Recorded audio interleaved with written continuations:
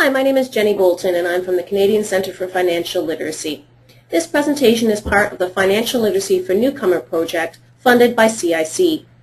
Today we're going to take a look at some of the lessons learned, some of the promising practices, and some of the resources for newcomers to Canada around financial literacy.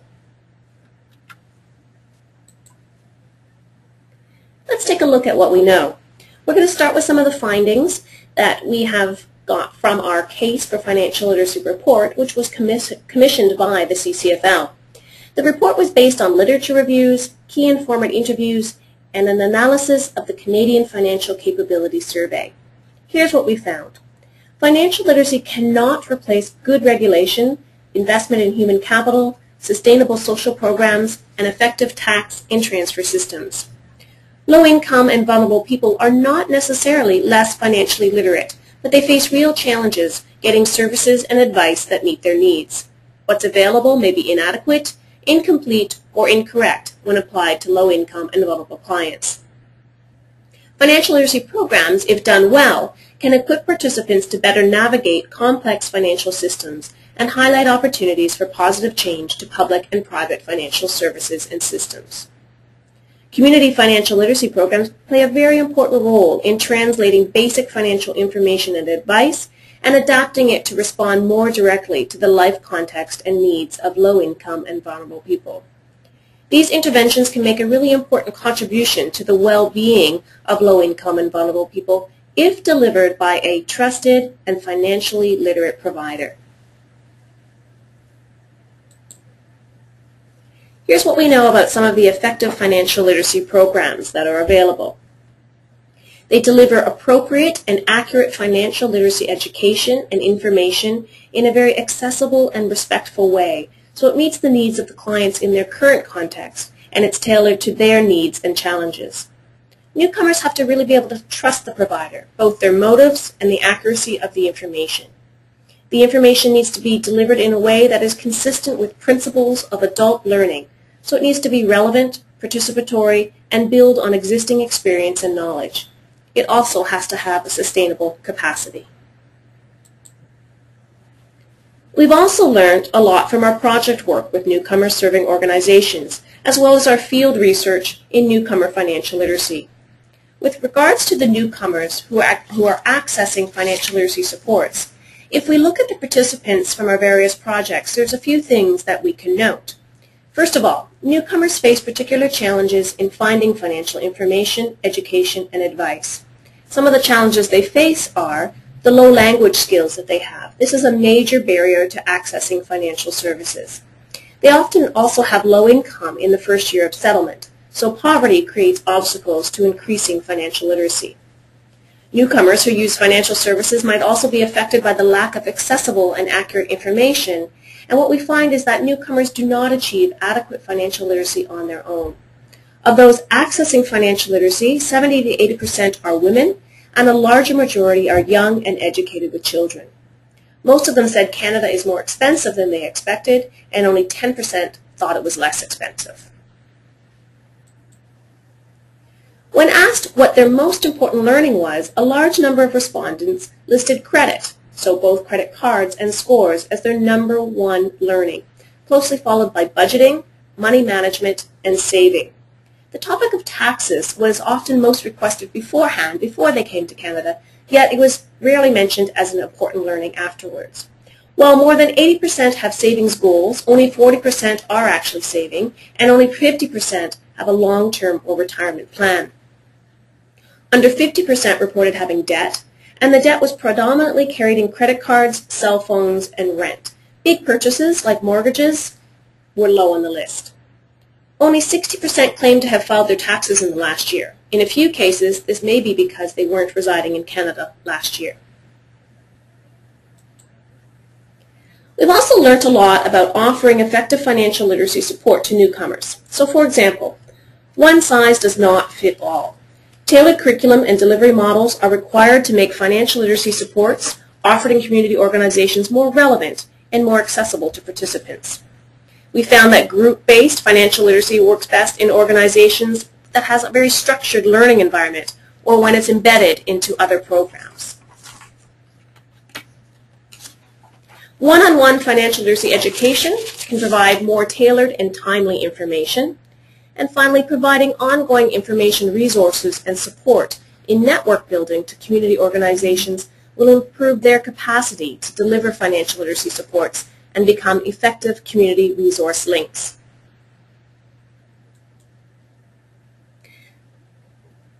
There are some promising practices in the field and some that we would like to highlight. For example, financial literacy programming that responds to the needs and realities of newcomers and organizations, tailored delivery modes, so group workshops, using the curriculum as a resource for one-on-one delivery, supporting self-directed learning with online resources, and peer-to-peer learning groups. It's also great to see accurate, relevant, and accessible content. So when we make content, language, and culture appropriate information, graded language and complexity of information, when we translate the content and provide vocabulary and glossaries. It's also great that we are delivering and reporting information that fits with the organization's structure and services. So when it's integrated into settlement process, peer-to-peer financial literacy support. And also helping clients to make connections with agencies, banks, and other local and online resources. So financial literacy support that is embedded successfully into existing and funded programs and dovetailed with other services such as life skills, pre-employment, link, and settlement, training multiple people in an organization in order to build the internal capacity. So having a financial literacy facilitator training for all the program and frontline staff. Another promising practice is the collaboration and partnerships that are happening across sectors to improve sustainability, access to resources and information, and knowledge sharing. So we have collaborations with banks and other financial literacy institutions and experts in the community. This takes the shape of things like guest speakers, bank visits, co-facilitation, community organization, and peer-to-peer capacity building, high school delivery, and youth training programs, as well as organizations connecting clients with external supports and resources. Other promising practices include capacity building, that's ongoing learning, sharing, and networking opportunities. So one example of this are regional collaboratives that meet to share best practices, innovations, and resources. Financial evaluation strategies, so toolkits that are designed to meet the needs of diverse delivery modes and organizational capacity levels. And finally, organizations that have the capacity and can serve as financial literacy leaders and champions in the community. I want to take a look at some of the great resources that are available for newcomers around financial literacy. Of course, we have the Canadian Centre for Financial Literacy and the SETI website, which both have a great deal of resources, research, and support.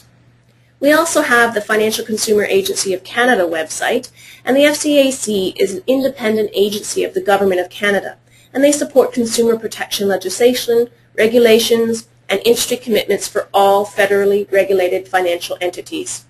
The FCAC also provides programs and information to help consumers understand their rights and responsibilities when dealing with financial institutions, and they promote financial literacy. They have a lot of great online tools and calculators on their website to check out. The Investor Education Fund is a non-profit organization, and it's founded by the Ontario Securities Commission. They provide unbiased and independent financial tools that help people improve their ability to make the best financial decisions for their contexts. And of course we have the CIC, Citizenship and Immigration Canada, and it's the federal department responsible for issues relating to immigration and citizenship. In addition to screening and approving applicants and providing protection to refugees, CIC helps newcomers adapt to Canadian society and become citizens, helps Canadians and newcomers to participate fully in the economic, political, social, and cultural life of Canada. One of the other things we want to highlight is the TD Financial Literacy Grant Fund, which is managed by SETI. We provide grants to charitable or other non-profit organizations that serve low-income and otherwise economically disadvantaged persons and groups in Canada, and we want them to support and promote financial literacy in their community. So this fund aims to increase accessibility to financial literacy education for people who may normally be excluded from the mainstream financial organizations. So it enables them to develop skills, knowledge, and confidence in financial issues. The grants are awarded to organizations across Canada with priority based on projects in the area of innovation, research and development, and strategic program development. Grants generally range from $25,000 to $100,000, and projects may be up to 2 years in length. We're going to take a look at a couple of other resources, including the CCFL map, the Financial Literacy Evaluation Resource Kit, and some financial literacy information tool. Let's take a look at the map. The CCFL has created a map of the financial literacy programs and services available through community agencies and nonprofit organizations that are specifically for low-income and vulnerable populations. So the map includes networks or collaboratives with associated mandates. It's a way for individuals, community organizations, and supporters to build regional and national connections and to strengthen their collaboration in the practice of financial literacy. The map's designed to be searchable by province or city and displays information on the types and formats of financial literacy programs and services offered. So if you have a financial literacy program in your community, it'd be a great idea to get it added to this site. Then we have the Financial Literacy Evaluation Resource Kit, otherwise known as FLIRC. So the CCFL, with the support of the Investment Industry Regulatory Organization of Canada, otherwise known as IROC, assembled this resource kit, and it provides an evaluation resource and tool and with information about their administration and use. The purpose of the toolkit is to help enhance your organization's ability to monitor and improve financial literacy initiatives and build a pan-Canadian foundation for sharing learning and outcomes. It's intended for managers and practitioners who deliver financial literacy, and you can adapt these tools for different program contexts. They can gather things like demographic data, participant satisfaction levels, and compare pre- and post data on habits, knowledge, skills, and attitudes related to financial literacy. You can aggregate your demographic and pre- and post-assessment data into statistical numbers or percentages with the Excel file, and it's provided and creates a presentation dashboard of charts and graphics for reporting findings. This is a great new tool that got a lot of excitement at one of our past meetings.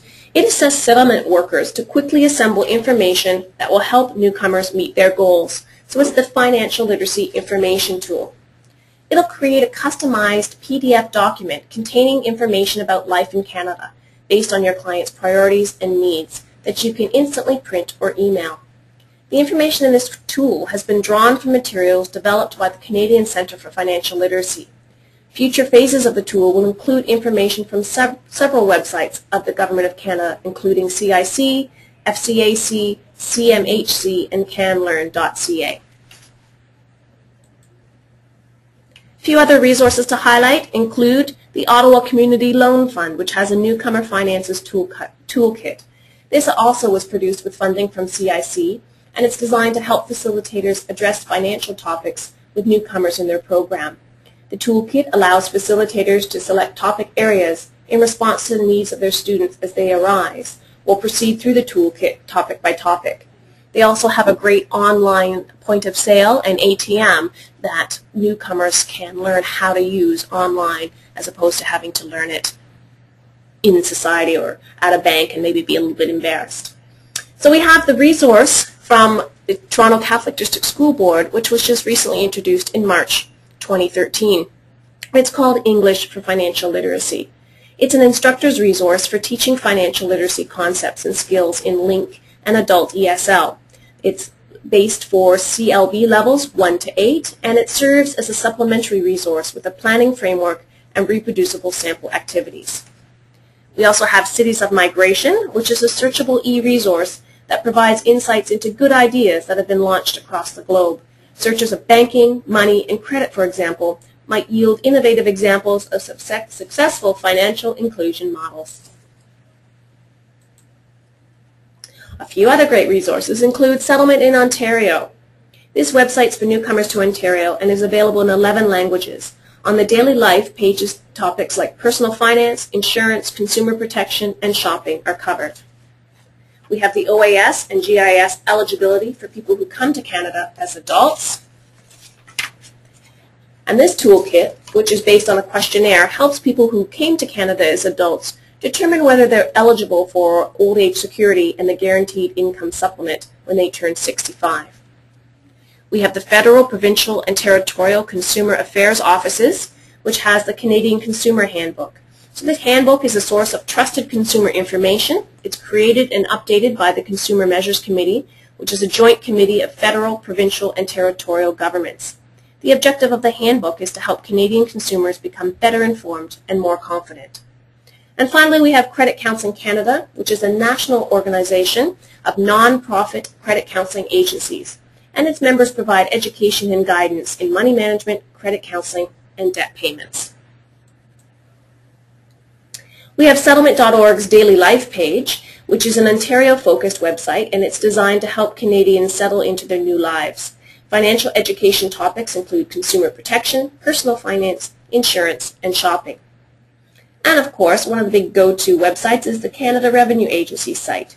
Get all your information on Canadian tax laws and information on the tax system. It also administers various social and economic benefits and incentives. So in addition to tax information, it might include information like bank tools, income, and community tax supports that would be of interest to newcomers to Canada. Finally, we have the Smart Saver, which is a non-profit community project that helps families learn about RESPs and find out about government supports, such as the Canada Learning Bond and the Canada Education Savings Grant, and how it can help save for a child's post-secondary education. That concludes our presentation for today. So we've taken a look at some of our lessons learned, some of the promising practices, and some of the great resources that are out there. Please let us know if you have any comments or questions. We'd love to hear from you. Send us your feedback or questions, and please write to info@theccfl.ca. We'd love to hear about what promising practices you've come across and other resources that you might be using. Thanks for listening.